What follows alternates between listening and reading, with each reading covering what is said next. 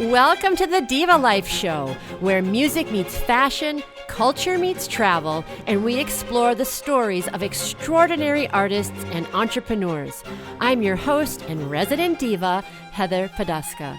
I'm so excited to have you here. Now, on with the show. Today, we welcome to the Diva Life Show hat designer Ellie Ayati-Jian.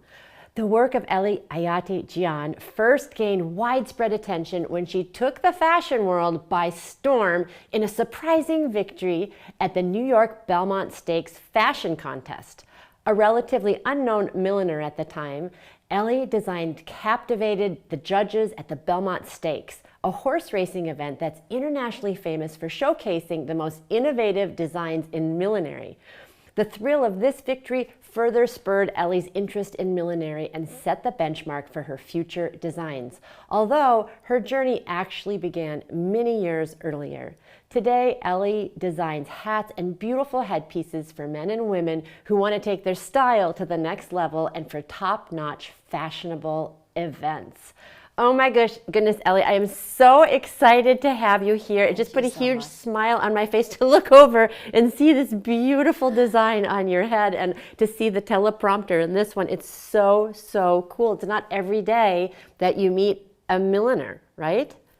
Thank you so much. Thank you for having me. I'm also excited to talk about my hats. And I know in Boston, we do not have that many milliners. Yeah, we're going to talk all about that. So just to be clear, it's milliner, and I know some people are going to be hearing millionaire. And I know Boston has a lot of millionaires, but it doesn't have a lot of milliners, right? It doesn't surprise me because sometimes even like my artist friends who are going to like post like a photo of me and mention me as a millionaire, they say millionaire, and they even like put hashtag of millionaire, and I always have to correct them.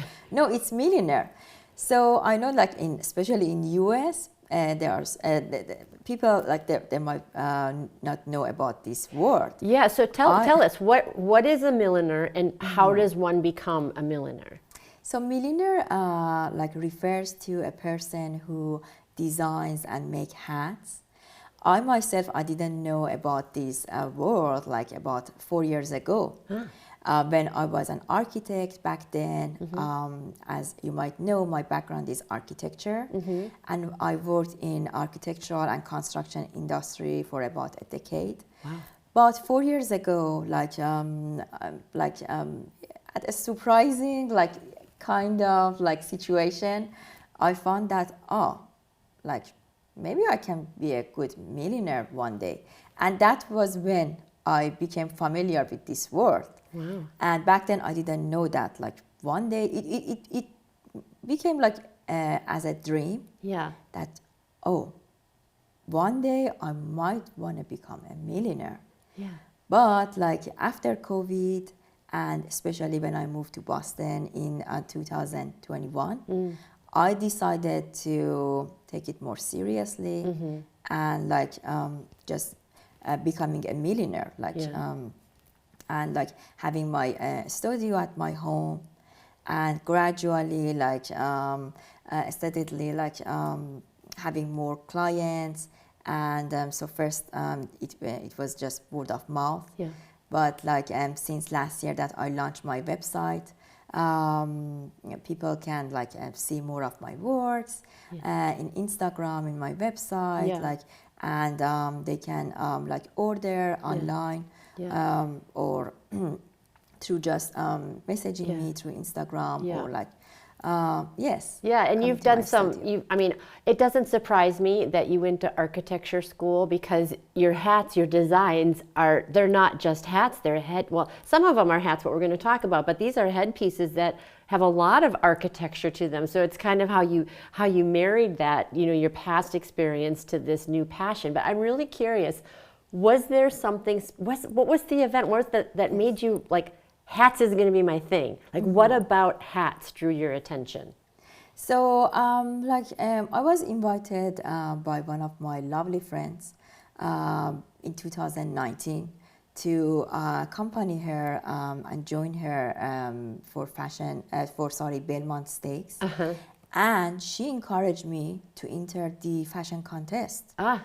And first it looked kind of like intimidating to me, but then I decided to do not say no to her, and I said, okay, I will join you. Yeah.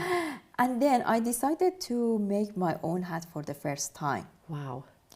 And surprisingly, I became the winner. Like the first time out. The judges, they've chosen me like as the most elegant lady. Wow. Of the day in a Belmont Steak fashion contest. Wow. And like just the first thing came out of my mind when they announced me as the winner and they asked me to say something. I said, I know for sure one day I would love to become a millionaire. I would like to like make it like as a business. Yeah. But for about a year after that, because I was working full time in New York City, and I really didn't have time. And you know, like living in New York City is very distracting. Yes. You sometimes you do not find like any time to spend on your own passion. Right. But during COVID and during lockdown, because I had more time, I said, I definitely need to do something for myself. Yeah. I definitely need to take it more seriously. Yeah. So I started like taking some online courses. And in September 2020, when lockdown kind of like lifted a little bit, I had the chance to take more in-person classes at Fashion Institute of Technology of New York City. And then when I moved to Boston about a year after, I still was commuting between Boston and New York to finish my course. Wow. Because it's really worth it. Because I could like gain more skills, advanced skills of millinery.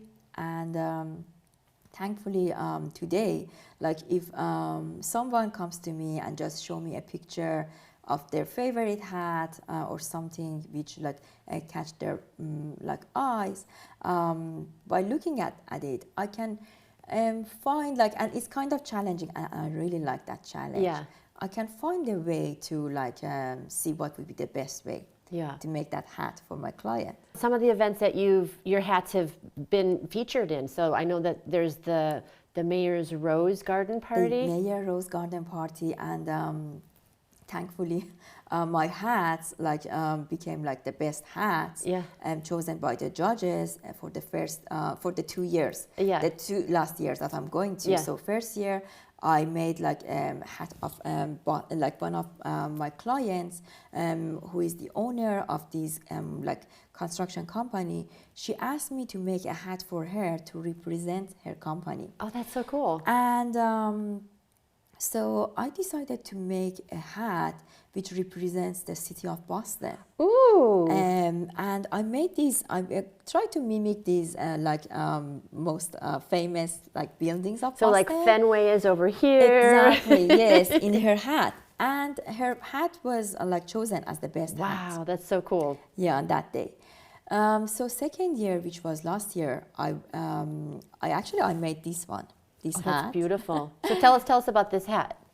So this hat, like, because it's usually on the during spring, so I decided to make a hat which represents like being in a spring, and especially because it's in Rose Garden, which is a very nice place.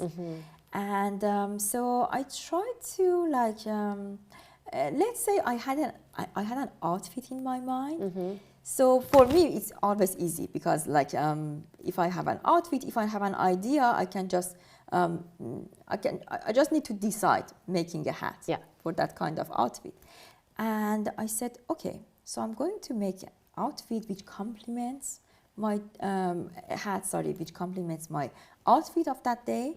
And I really didn't want to, like, I didn't go to become the winner of that day. So usually for me, it's just joy of making something. That. Yeah. And it's just like an excuse to be more creative. Yes. So surprisingly, like, I became the winner, the most elegant lady. Of course. I'm sensing a pattern here. They have different categories. Oh, But like my hat was chosen as the best, as the most elegant hat of the day. Oh, that's beautiful. So Rose Garden is one of those events Yes. which hosted by the mayor of Boston, Michelle Wu. Yes. And that's one of my most favorite ones. Yeah. A Party in the Park is the second one. Yes, I've heard that Party of the Park. I know lots of people who go to that event. There are about 600 guests. Yeah. And I became one of the sponsors this year, and I'm very excited because this is first year that I became the sponsor. The third one is Dawn and Derby, which held on the same day as we have like Kentucky Derby in Louisville.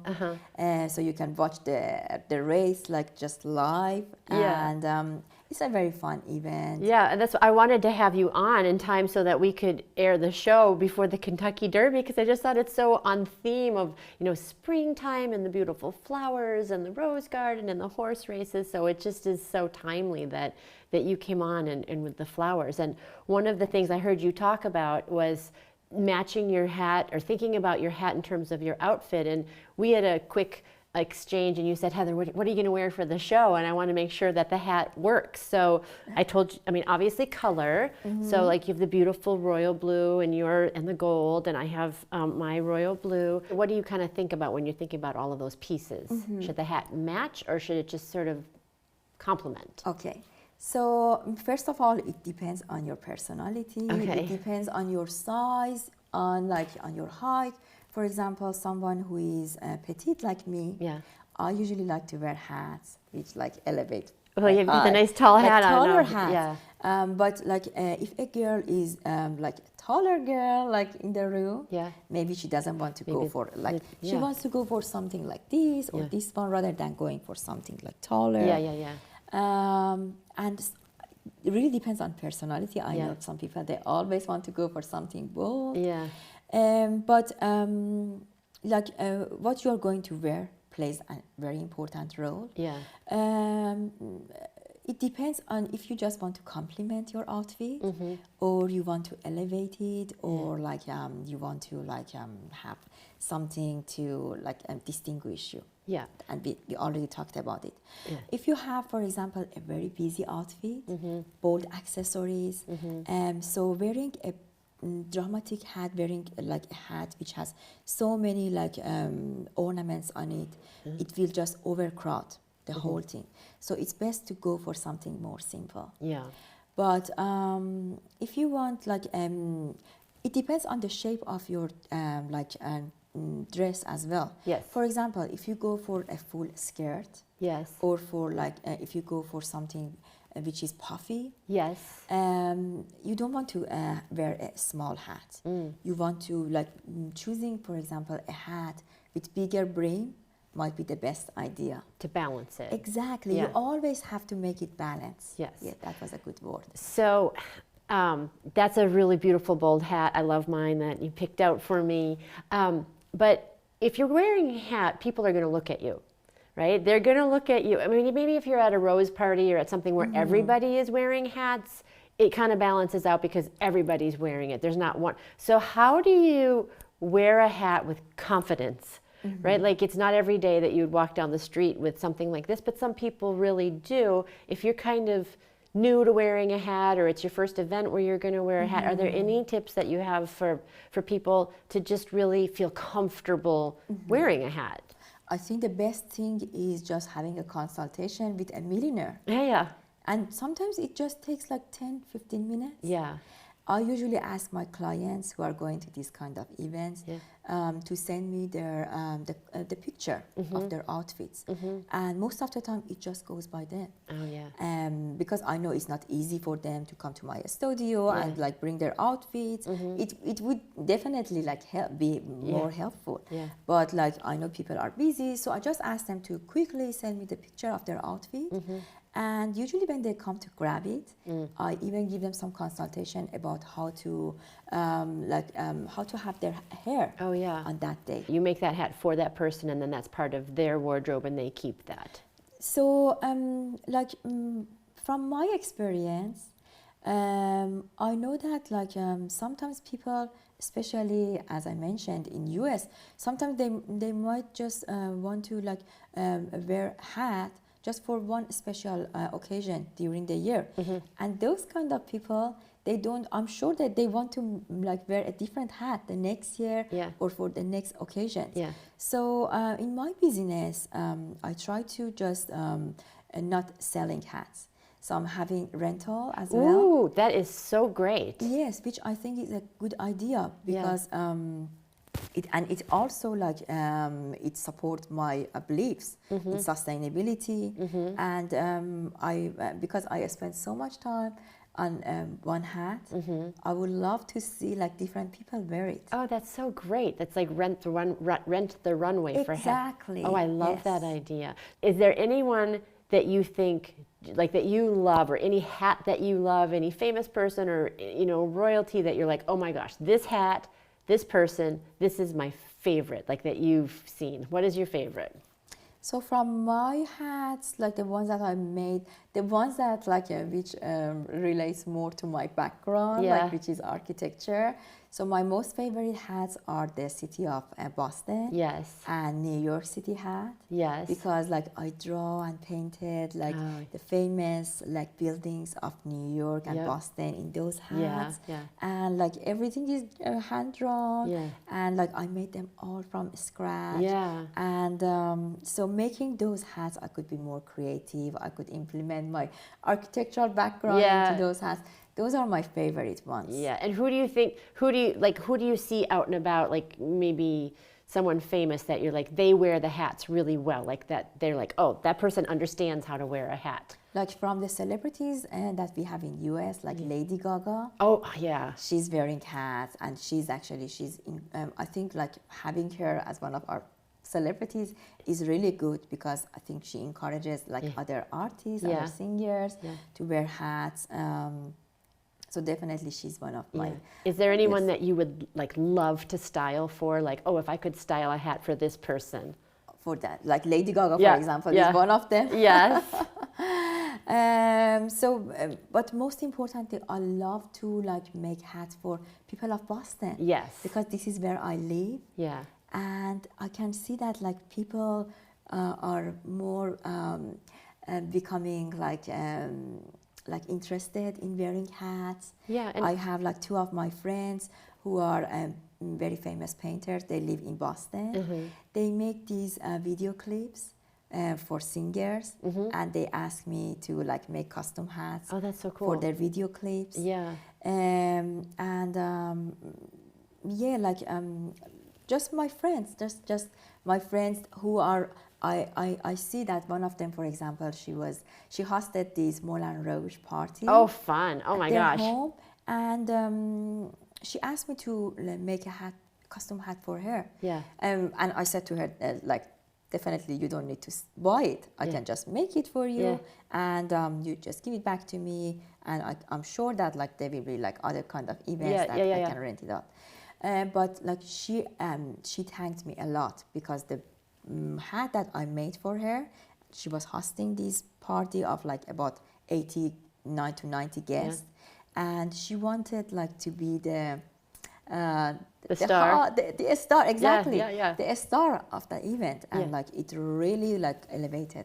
I love that. I love that you said that, because this is the Diva Life Show, and I'm all about reclaiming the word diva, of like being the star of your own life and bringing more fun and glamour into your own life. And I think you said something about COVID before too, and I think people are kind of hungry to get back to that feeling of lightness, and there are a lot of things going on in the world, and I think that's having fashion and music and all of these things to bring more pleasure and joy into the world and more creativity is really wonderful. And I love that you keep bringing it back to real people. Exactly. I enjoy like making it for my friends. Yeah. Like and I can see like sometimes my friends they ask me if I can make a hat for their husband for his birthday to surprise him. Oh, that's so sweet. And I think like it, when they when I see their excitement, when I see, so it all brings joy. That's wonderful. To me, and it all like helps me to be more creative. Yeah. Because I love what I'm doing. Yes. And when I see like my hats, like people, different people like around me, and like the community, like it all needs to start from our community. Yeah, I love that. So when I see like people of Boston, they are becoming more interested on wearing hats. Yeah. Like in their, just for like, I had like, for example, one of my clients, she wanted to celebrate her birthday with 2 of her friends at a restaurant in Boston. And she asked me if I can rent one of my hats to her. Yeah. And she asked like one of her friends to take nice photos of her. Yeah. And I would love to like post some of those photos in Yeah. my Instagram. Yeah. And all these small things Yeah. brings joy I love that. to my career. I love that. Well, this is the Diva Life Show, and I think that you are a wonderful, beautiful diva. And Thank I am you. so excited that you were able to come on and that we were able to connect. And it was through our mutual communities because of Melina that we know, who's a beautiful designer. And I sang at a fashion show where she was one of the designers. Wow. And then I was on a live talking about branding, and I saw you, and I was like, I need to interview her. So it's all you about so like much. the Boston scene, but bringing it to a wider audience as well, and lifting up women who really want to shine. And I really just so appreciate you coming here and also being an example to people to follow their passion and really get that joy and bring joy to others through using their creativity. So thank you so much for coming on. I really appreciate it. Me. Absolutely. Thanks. Hey, and welcome to the kitchen of the Diva Life Show. I'm so excited to have an addition to our team here for our hat special is Denise Costello. Denise Costello is a cannabis nurse, a holistic healer, and the creator of the Elevated Way, which is a lifestyle medicine method that helps us redefine the narrative on how we age, heal, and live. So this whole episode, and I'm also joined again by the beautiful Ellie Ayati-Jian, who made these gorgeous headpieces. She is a milliner, as we learned during her interview, and she was so gracious to come and bring the hats for us and Denise so that we could be all beautiful and head ready to make some recipes. This is all about the season of derbies, of horse racing, of garden parties, of rose gardens. And so I brought in Denise to make some really wonderful options for mint juleps, something that maybe you've never seen before, and to put a little new spin on it, and some really great ideas for elevating the way we think about desserts, and just to chat a little bit about these beautiful hats and your unique recipes. And I know that you, Denise, we talked to Ellie about her horse racing experiences, and Ellie won a fashion contest for the Belmont Stakes the first time out for these glorious hats. Thank you so much. So she's got this whole connection to horse racing, and you were telling me that you also have this deep-rooted history in your family about the Derby. So tell us a little bit about that. Oh, I mean, when you said, do you want to come do a segment about the Derby? And I was like, in hats? I'm like, yes, of course. Oh my gosh. Yes, I'm from Fort Wayne, Indiana, went to college in Cincinnati, Ohio, and the Derby was a big, big deal, if you can imagine. And everybody just like, they couldn't wait to, wear their hat and this and that. And my parents and aunts and uncles, they would stop by in Cincinnati on the way down, and we would just be like, oh, someday. Yeah. So it's always had a warm place in my heart, and it just was really wonderful to be here and to wear this gorgeous hat. Now, did your family wear the hats? Yes, of course. But probably nothing like this. Well, they weren't quite as creative, but I did have very, I would say, my grandmother was French, and so her daughters, she taught them how to dress. And so any opportunity. And so they've had some pretty crazy things, with the jewelry and all that. But these are so gorgeous. And to go along with our gorgeous food and drink. So the Derby drink is the mint julep. Is that correct? Correct. And, yes. This is the elevated way of doing it. So we have 3 different options for the mint julep today, right? So tell us a little bit about what you have in mind. Yeah. So just like with the elevated way, you can always make something a little bit better, right? In bit the meeting, healthier. healthier. So when I think about something, am I going towards health, and joy, or am I going towards disease and not feeling so good? And we all know, I mean, I love to have a good cocktail, believe me. But what I've learned is you don't have to have 2 and 3 there's other ways of and not making everybody that wants an alcohol. alcoholic drink. Exactly. Yeah. And a lot of us are getting away from alcohol for a good reason. It's not good I don't even know to get into all that, but we have options. Today we have options. We have options. And so kind of the next tier, and the way I look at it, if you still want to feel a little elevated or bubbly, is our cannabis plant. And mild, like a THC infused, this is one that is like Arnold Palmer. Mint julep is just bourbon. Yeah. And simple syrup, which, everything will go and mint, crushed mint. But the key is really having that crushed ice all the way up. So we did this. And what alcohol, so that's a very alcohol-forward tasting drink. So with this, I use the Arnold Palmer, and I put a little bitters in there, because that gives you that little bit of a bite, in there. And then, of course, you have your mint. And just like with the alcohol, you don't want to have too many, you know, but it allows you, it actually you lose your craving for alcohol with the cannabis, which is really nice. Then you don't even want to crave it. The next level is let's say you don't want any alcohol at all, which is totally fine. Yeah. You could do, obviously you could do a Diet Coke or, whatever. We really don't like that. A Diet Coke? No. What else would you put in there? Crushed ice, mint? Right. Could you put a regular Arnold Palmer in there? You could, but again, that's a lot of sugar and it's not so great. So I like, this is kava, which again is a plant. It's a root. You find it in Hawaii and some of the tropics. But it's nice for you. It's kind of calming. So you feel a little something, but you're not altered. And it's just a little more of a red wine feel, kind of a zen-y feel. And it's healthy. Healthy, not, it's very healthy and good for your body and your mind. Oh, good. Yeah, okay. it's like good for that. So you have something with alcohol, something with an elevation, but a healthier elevator, and then you have one that's plant-based and, no zoopy. And you could also just have mint tea if you want. You could just have mint tea. You could have mint tea, exactly. I think the key is you just put it in a fancy glass, you get your crush, and it needs a little hat. That would be a neat little niche industry for you is hats for your drinks. Exactly. I was just thinking of that. That's so cool. That's so cool.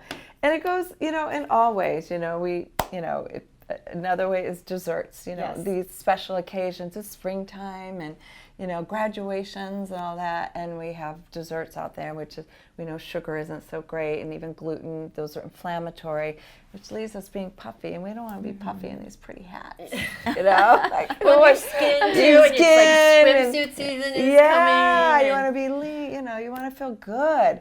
So I have a wonderful pound cake that I make. It's an almond, using almond flour and a little bit of coconut flour. So I bring this to parties. People love it, and they have no idea that it's gluten-free, that it's healthy for them, and they're like, yay. So there's always, I guess the point in all of this is that there's always a way, and it's a matter of you making a choice, think about, well, where do I want to be and what can I do?